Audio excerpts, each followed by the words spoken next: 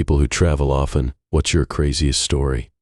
I was in Nicaragua a few years ago. One night I got lost and had to take a taxi back to where I was staying. It was already 9:30 at night. When the taxi stopped, something weird happened. The driver locked all the doors. He told me I didn't understand how much I had to pay. He said I owed him $100, which was way more than we had agreed on earlier. I tried to open the doors, but I couldn't. I was stuck inside. I got really scared. Finally, the driver let me out, but only after I gave him all the money I had with me. When I got back to where I was staying, the people working there told me I was super lucky. They said something really bad had happened just a few days before.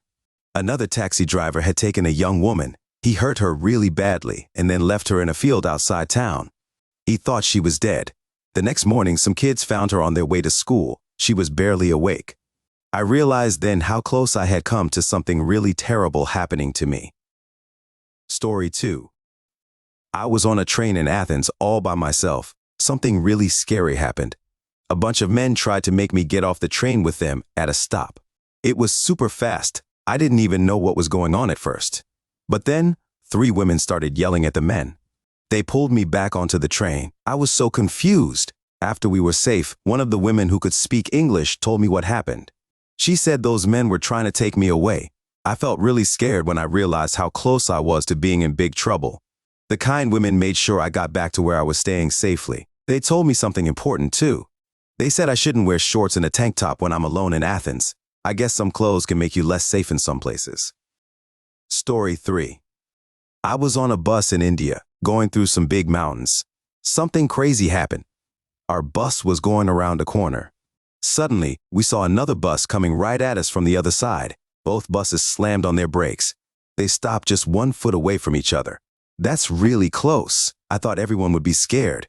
But the drivers started laughing. They were joking around with each other like it was no big deal. I couldn't believe it. The scariest part came about 15 minutes later. We saw an old bus from the 1980s that had fallen off the mountain. It was way down below us. I realized then how dangerous our trip was. One small mistake, and our bus could have ended up like that one. It was super intense. Story 4. It was 1992. I was in Warsaw, Poland. Warsaw is the big city where Poland's government is. I was at the main train station. It's a busy place where lots of people come and go. I was walking up some stairs to buy a ticket. Then something really scary happened. All of a sudden, I saw a man falling down the stairs. He tumbled down and stopped just a few steps above me. I was shocked, but that wasn't the scariest part. When I looked closer, I saw something that made my heart race. The man had a long screwdriver stuck in his stomach. I couldn't believe my eyes. It was like something from a scary movie, but it was happening right in front of me. Story 5. I have a good friend who lives in Zimbabwe. Something really scary happened to her one day.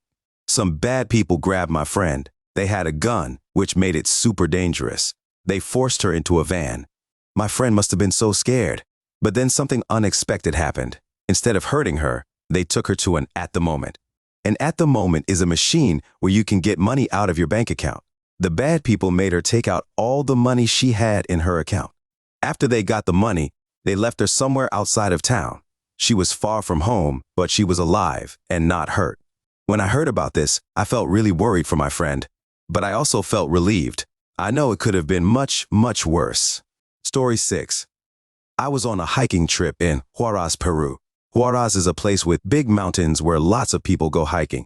Before we set up camp, someone warned us to be careful. They said locals or even foxes might steal our stuff if we left it out. So we were extra careful. We cleaned up really well and put all our gear inside the tent. After a long day of hiking, we were super tired. We went to bed thinking everything was safe.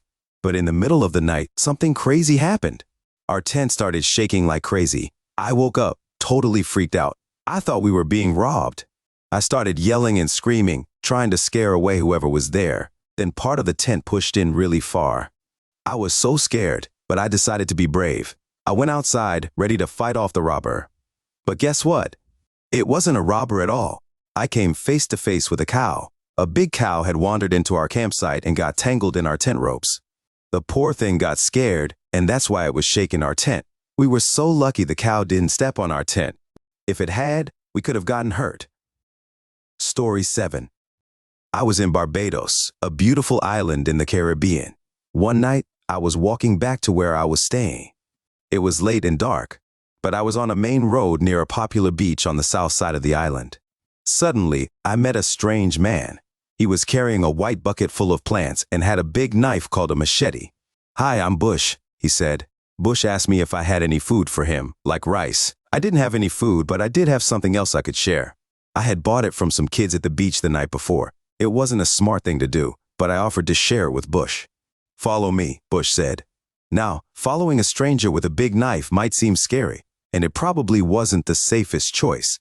But for some reason, I decided to go with him. We left the main road and went into an empty lot. Then we walked down a back alley. There was a man sleeping on a wall and some old, broken-down cars. The alley came to a dead end. I started to think this might not have been a good idea, but then Bush went through a door and came back out with 2 chairs. It turned out we were at his mom's house. I began to notice a small garden all around us. Bush had made it with the plants he picked up in his bucket. We sat down and I shared what I had brought, but Bush didn't like it at all. He coughed and said, "Ugh, this stuff is terrible. You feed this to the sheep." Story 8. My family went on a trip to Croatia. Croatia is a country in Europe with beautiful beaches. We were driving to the beach when something really scary happened. We needed to take a bathroom break, so we pulled over to the side of the road. As soon as we opened the car door, our dog jumped out. He always does this. He loves to run around. Our dog ran into a field next to the road. At first, we didn't think anything of it. But then my mom started screaming our dog's name really loud. Why was she so scared? She had seen a sign just 10 meters, about 33 feet away from our car. The sign said, "Stay away, old minefield." A minefield is an area where bombs are hidden underground. These bombs, called mines, can explode if someone steps on them. They're super dangerous. We were all so scared. Our dog was running around in a place that might have hidden bombs. Luckily, nothing bad happened. Our dog came back safely, and we learned a really important lesson. Story 9. My teacher once told our class a story about a scary thing that happened to her when she was younger. It was a big reason why she became a teacher. When she was younger, she loved to travel. One time, she was in Turkey. Turkey is a country that's part in Europe and part in Asia. She was traveling with a guy she had just met on her trip. One day, they stopped at a coffee shop. While they were there, she noticed a man kept looking at her. It made her feel uncomfortable. Suddenly, the man came over to them. He said something strange to her travel partner. "That's a very valuable woman you have there," he said. Then, the man took out his wallet. He started talking to her travel partner in German. My teacher didn't understand German very well, but she could tell the man kept saying higher and higher numbers. Her travel partner looked worried. He quickly grabbed her hand and led her out of the coffee shop. Once they were outside, he explained what had happened. The man in the coffee shop had been trying to buy her. He thought she was for sale, like an object instead of a person. My teacher was shocked and scared. She couldn't believe someone would try to buy a person. She left Turkey right away and never went back. This scary experience changed her life. She decided to become a teacher. She wanted to teach young people about the world and how to stay safe when traveling. Story 10. My friend and I were on a big trip in Southeast Asia. We were at an airport, about to fly from Vietnam to Malaysia. But something scary was happening that day. It was March 8, 2014. A plane called MH370 had gone missing. This was a big deal. Planes don't usually just disappear. Everyone at the airport was talking about it.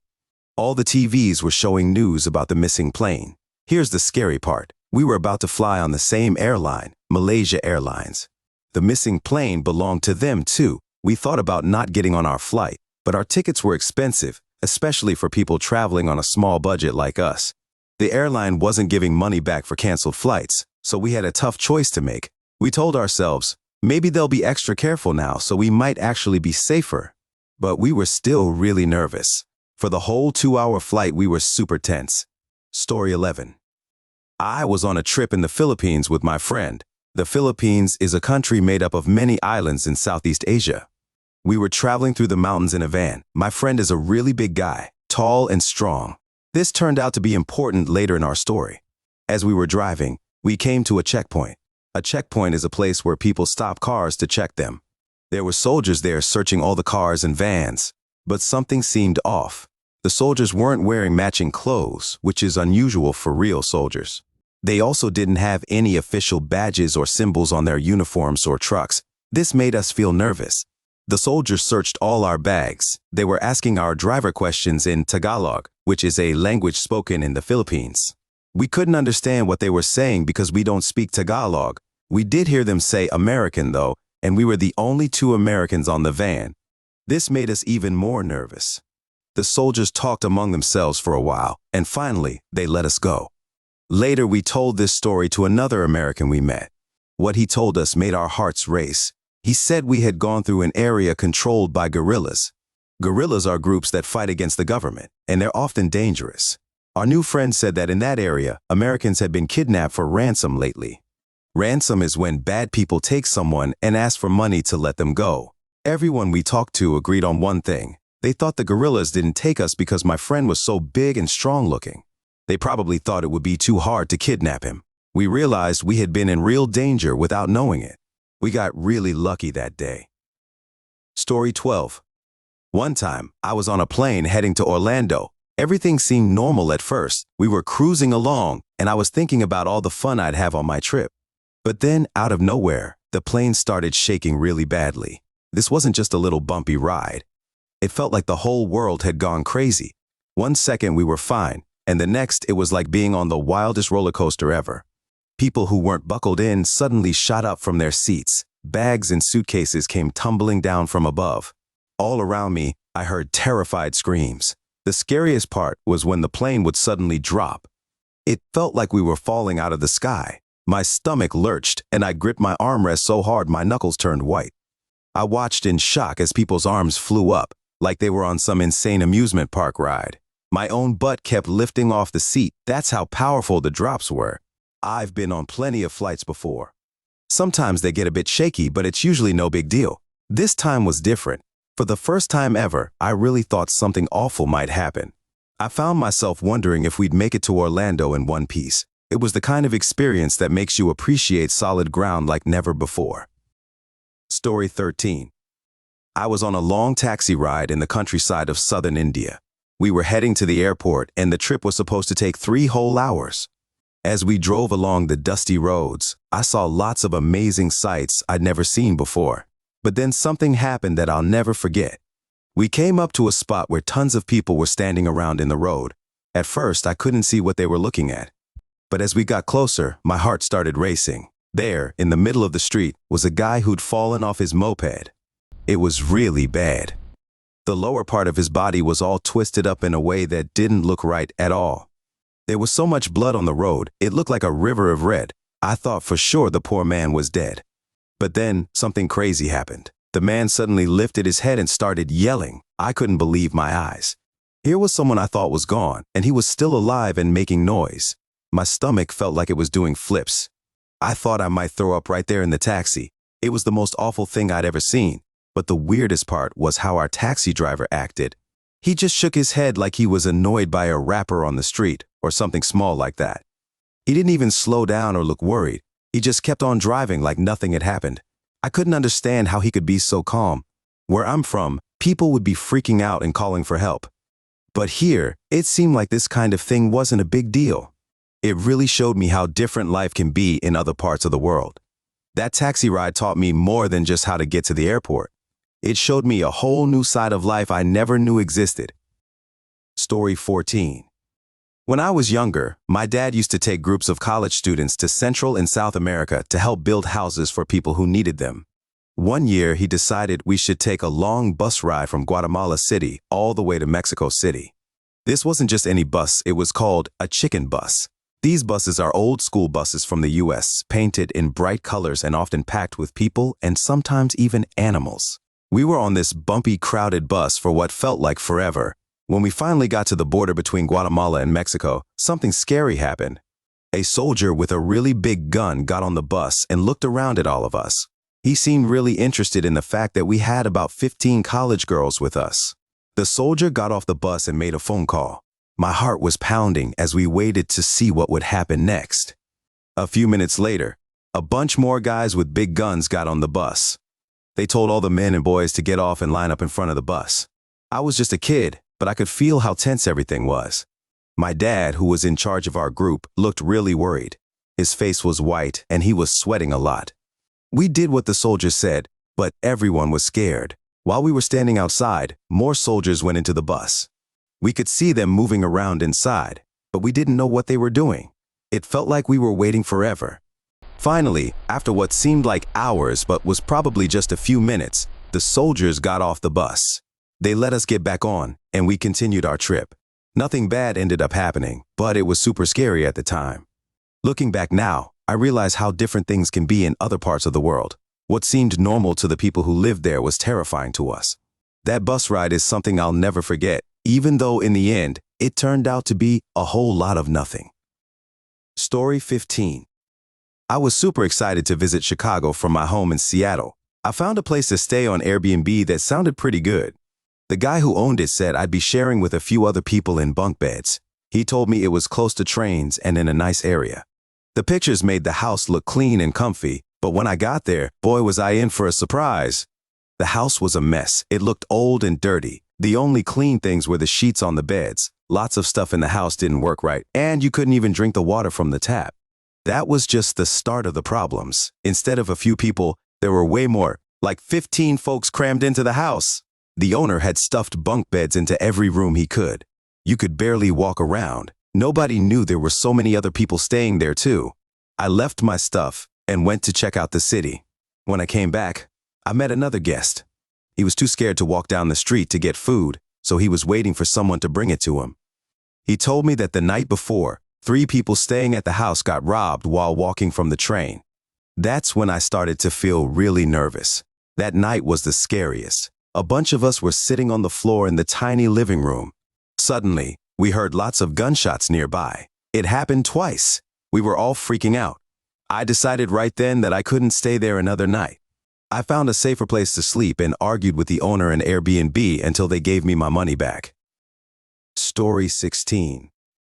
I was in a small village in Romania helping to build an extra room for a school. The people there didn't have much money, but they were really nice. One evening, I decided to walk to the little shop nearby to get some water. As I was walking, a car drove past me. Then something weird happened. The car suddenly stopped and started backing up. It pulled up right next to me, and the people inside told me to get in. They said they wanted to show me their cool stuff, like radios, cars, and knives. I felt my heart start to race. I knew this wasn't right. They kept driving slowly beside me, trying to get me to come with them. I was scared, but I kept walking. I didn't stop until I got back to my group. As soon as they saw my friends, the car sped away. But that wasn't the end of it. For the next few days, I kept seeing what I think was the same car. It would drive by where we were staying and stop outside. Sometimes it would sit there for half an hour, and this happened several times a day. The scary part was, we were staying pretty far from the village, about an hour away. The whole thing gave me the creeps. Even now, when I think about it, I get a shiver down my spine. I can't help but wonder what might have happened if I had gotten into that car, or if I had been alone when they came back. Story 17. I was on a crowded train in Osaka, Japan, when I saw something that made my blood run cold. There was this creepy old man touching a teenage girl in a way that was totally wrong. The poor girl wasn't saying anything, but I could see she was about to cry. She was just standing there trying to ignore what was happening. I knew I had to do something, so I took out my phone and started filming the guy. I thought maybe if he saw me, he'd stop. But instead, he just used his other hand that I couldn't see with my camera. I didn't want to leave the girl in that awful situation, so I asked my friend to switch places with her. As soon as we did that, the creepy man got off at the next stop. He probably realized we were onto him. After he left, I talked to the girl to make sure she was okay. She thanked us for helping, and her friends did too. I think they all knew what was going on, but they didn't know what to do. I'd heard that in Japan, people often don't like to make a big scene in public, even when something bad is happening. I'd read about this kind of thing happening in Japan, but seeing it with my own eyes was really shocking. I don't think I'll ever forget the faces of that creepy man and the poor girl he was bothering. Story 18. I was walking around a town in Algeria just exploring. As I wandered into a new neighborhood, I noticed something strange. There were hardly any people out on the streets. The further I went, the emptier it got. I started to feel nervous. Suddenly, I saw a really tall man walking straight towards me. He looked like he had a reason to talk to me. As he got closer, I could see he was older, with a long gray beard and wearing a gray robe. I stopped walking, not sure what to do. The man came right up to me and said in pretty good English, "You're not safe here. We need to get you off the street." I was scared, but I felt like I should trust him, so I said, "Okay." He told me to follow him, and we walked a few blocks to a door. He went inside for a minute, then came back and invited me in. Inside, there were about a dozen men, all dressed in black. They were staring at me like they were really angry. The gray-bearded man started yelling at them and shaking his fists. He seemed really upset. Then, something unexpected happened. One of the younger guys brought out tea and cookies for me. I tried to smile and be friendly while I drank the tea. One of them asked where I was from, and when I said the States, he started talking about the CIA. I decided to be honest and said, "You think the CIA is bad here? Let me tell you about Central America." After that, everyone started to warm up to me. We were laughing and talking about American foreign policy while drinking tea. Later, the older man invited me to his apartment. He had a huge library, and I gave him a book I'd finished reading. Then he told me what had really happened. His little brother, one of the younger men, was the leader of a group that didn't like foreigners. He had heard them planning to kidnap me, but the older man had stopped them by making them feel ashamed for not being good hosts and for disrespecting him in his own house. He told me I'd be safe from then on. Story 19. When I was 15, I went on a wild trip in Pakistan. We were driving from Islamabad to Murree, a mountain town. There were a lot of us, my mom, 3 aunts, an uncle, 10 cousins aged 5 to 17, and 2 drivers. We were all squeezed into a big passenger van. On our way, we heard about a transportation strike. We didn't know how bad it was until we ran right into it. There was a huge group of angry men blocking the road. They were carrying torches, pitchforks, and big knives. It was like something out of a scary movie. Our hearts were racing as the men stopped our van. My uncle and the drivers thought fast. They told the strikers that my uncle was a school principal, and we were all teachers and students on a trip. It was a clever lie, and it worked. The strikers let us pass. We all breathed a big sigh of relief. But our adventure wasn't over yet. As we drove up a narrow mountain road, something horrible happened. The car in front of us hit the side barrier and knocked it over the edge of the mountain. Then, to our horror, the whole car fell over the side too. It disappeared into the thick fog below. We heard a loud crunch, but we couldn't see where the car ended up. It was terrifying. On our way back down the mountain a few days later, the fog had cleared up. We passed by the same spot where the car had fallen. This time, we could see what had happened. The car had gotten stuck in a tree partway down the mountain. But there was no one inside. We never found out what happened to the people in that car. Story 20. I was in a town called Bouquet with a friend. On our first night, we went out drinking. I ended up walking with a girl I'd just met. We were being silly and walking in the middle of the road. We decided to go to a gas station for cigarettes, but the gas stations were far away. At the gas station, I was talking to the workers in a mix of languages because I was drunk. The girl came in and said she found us a ride back. Without thinking, I got into a fancy white car. Big mistake. The driver was a woman who looked like she was on drugs and had been drinking too. Another big mistake. Getting in a car with a drunk stranger. The woman started acting weird. She was crying and taking drugs while driving. We asked to get out, but when the girl left, the woman asked me to stay because she was sad about losing her kids. I should have left, but I didn't. I didn't notice at first, but the woman was driving me out of town. She made a phone call, and then a huge, scary-looking man got in the car. I started to panic, but my phone was dead. Always keep your phone charged when you're in a strange place. We drove to a big house. Inside, there was an American man with a big scar on his face. The woman left me with him and the big man. The American started yelling at me, thinking I was there to cause trouble. After I explained what happened, things calmed down. But then the American told me he was involved in some dangerous illegal stuff. He even showed me proof. I was terrified but tried to act cool. The woman came back and said some really strange things. She thought I was an angel sent to help her die. It was scary and confusing. I told the American what she said, and he offered to drive me back. The whole way I was ready to jump out of the car if I needed to. A few days later, I saw the American in town. He waved like we were friends, but I quickly walked away. Story 21. I was in Rabat, Morocco. It was my first time traveling to another country, and I learned some tough lessons. It was a special day called the Feast of the King, so most people weren't working or in school. The streets were pretty empty. I was walking to a pharmacy with two other young women. We were all from other countries and stood out because we looked different from the locals. As we were walking and talking, two guys on a motorcycle drove past us. Then they did something strange. They crossed over to our side of the road and stopped right next to us. One of the guys got off the motorcycle and walked towards us. Suddenly, he pulled out a big knife called a machete from under his shirt. My two friends got really scared.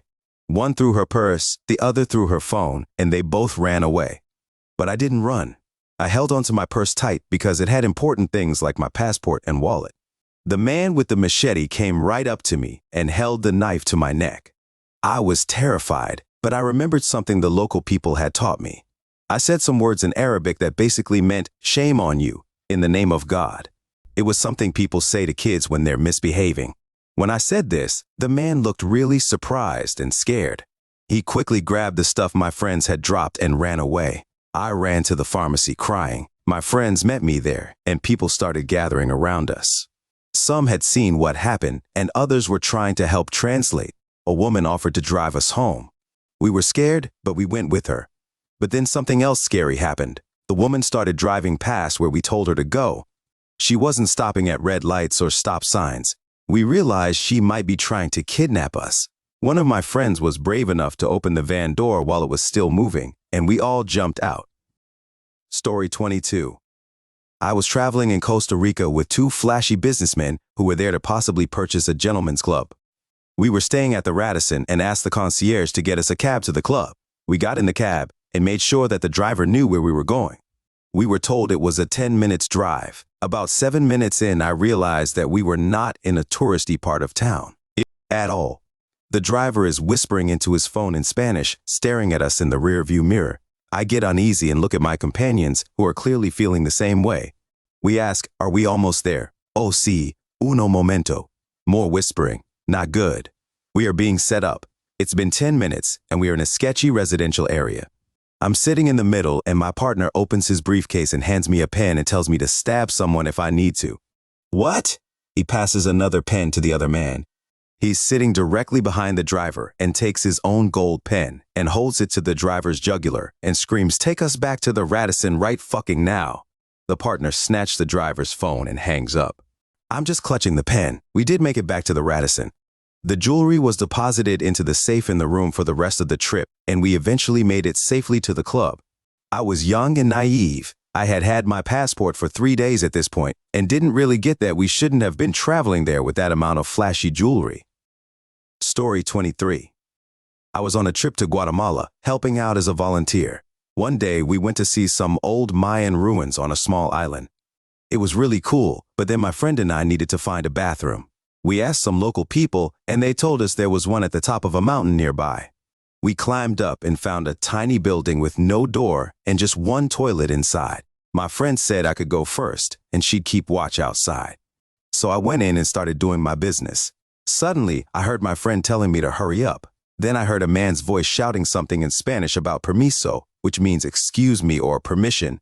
Before I knew what was happening, a man barged into the bathroom while I was still using it. The scary part was that he was pointing a really big gun at me. He was wearing some kind of uniform, so he might have been a police officer, but I wasn't sure. I was so frightened I couldn't think straight. I quickly pulled up my pants, feeling totally scared and embarrassed. I grabbed my friend's hand and started saying "lo siento" over and over, which means "I'm sorry" in Spanish. Then we ran as fast as we could down the hill. The man was shouting after us, but thankfully he didn't follow.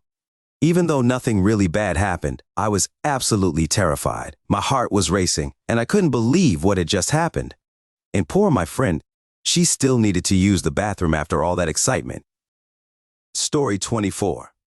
I was visiting Romania, walking around when a woman came up to me. She didn't look very healthy, and she was carrying a tiny baby. She started talking to me in a language I didn't understand. The weird part was, she kept trying to give me the baby. It seemed like she wanted me to buy it, but I couldn't be sure. At the same time, a bunch of kids from about 2 to 12 years old surrounded me. They were touching my clothes, almost like they were checking how much they were worth. The whole thing was really confusing and made me feel uncomfortable. I didn't know what to do at first, but then I realized I had to be firm. I raised my voice and told them all to stop. Then I walked away as fast as I could. I went back to the village where I was staying with a friend at his relative's house. When I told them what happened, they weren't as surprised as I thought they'd be. They explained that this was something that happened sometimes in their country. They said the baby was probably stolen from another town and that some bad people try to sell babies to tourists from other countries. What really shocked me was how they talked about it. It was like they were telling me about something normal, like the weather. They were really nice people, but I could tell their lives were pretty tough. Story 25. I was in Patagonia, a wild and beautiful part of Argentina. One evening, I had an adventure that was both exciting and terrifying. It was getting dark, and I was standing by a lake, enjoying the view. Suddenly, I heard strange noises coming from the trees behind me. At first, I didn't think much of it, but I kept looking in that direction. That's when I saw it, a puma. My first thought was to run away as fast as I could, but luckily I remembered what the local people had told me to do in this situation. Instead of running, I started yelling and cursing at the puma. I even threw rocks in its direction. It might sound crazy, but that's exactly what saved me. The puma decided I wasn't worth the trouble and left me alone. I was shaking with fear, but I knew I had to stay calm. I made my way back to my campsite, my heart still racing. That night, I couldn't sleep well. I kept a fire going for as long as I could to keep any animals away. When I finally had to sleep, I left my flashlight on and kept my knife close by. I wasn't trying to be tough, I was just really scared and wanted to feel safe. Story 26. It was my first time traveling alone to another country. I was heading to Vietnam and had booked a nice hotel to stay at. When I got there, things didn't go as planned right away. The taxi driver from the airport dropped me off a few streets away from my hotel. I didn't have a map on my phone, so I had no idea where to go. It was late at night, and the area was pretty quiet. I was just walking around with my suitcase, feeling lost and a bit scared. Then something happened that could have been dangerous, but turned out to be really lucky. A man I didn't know came up and asked if I was okay. I was nervous at first, but it turned out he worked at the hotel I was trying to find. He was so kind and walked me all the way there, making sure I got to the front desk safely. I was so relieved and grateful. I thanked him over and over and gave him some extra money to show how much I appreciated his help. Looking back, I realized how lucky I was to meet someone helpful instead of someone who might want to hurt me. Story 27. I was in Honolulu, feeling pretty drunk at a big arcade late at night. I decided to go for a walk in the busy tourist area near the beach. As I was walking, I saw some high school kids at a bus stop. They asked if I had any paper, and when I said yes, they offered to share their weed with me. We smoked together and talked for a while. The kids had cool BMX bikes and let me try riding them. I thought they were just fun street kids, so I hung out with them for about an hour. We ended up at a cardboard box near the docks, and they told me that's where they slept. I felt bad for them. Suddenly, things got scary. One of the kids pulled out a gun and pointed it at me. They took my money and my flip-flops, but let me keep my wallet and dead phone. Then they made me smoke something really bad. It was meth. I was shocked and scared. I started walking away and the kids followed me for a while. I ended up in a rough part of town, feeling like I might get robbed again. A man came up to me. I think he was a pimp. He told me to hug a woman who worked for him so I wouldn't look out of place. After that, he gave me some flip-flops and bus money, like he knew what had happened to me. I went to a bus stop, but the buses weren't running that late. A guy came up and warned me it wasn't safe there. We started talking and decided to hang out at the beach until morning. I didn't tell him what happened, but it felt like he knew somehow. At the beach, a big guy came up to us. My new friend went to the bathroom with him and came back saying he'd given the guy a blowjob. I was surprised, but I guess my friend was a male prostitute. He asked if I wanted the same, but I said no.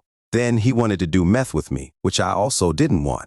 When the sun came up, we went swimming and got coffee. I finally caught a bus and got out of there. I'm not always the smartest, and in the 13 months I spent in Hawaii, I had a lot of crazy experiences like this one. Thank you for listening to these regrettable recaps. Please like and subscribe and comment below, and let us know which was your favorite story. We'd also love to hear any stories that you'd be willing to share. We'll see you in the next one.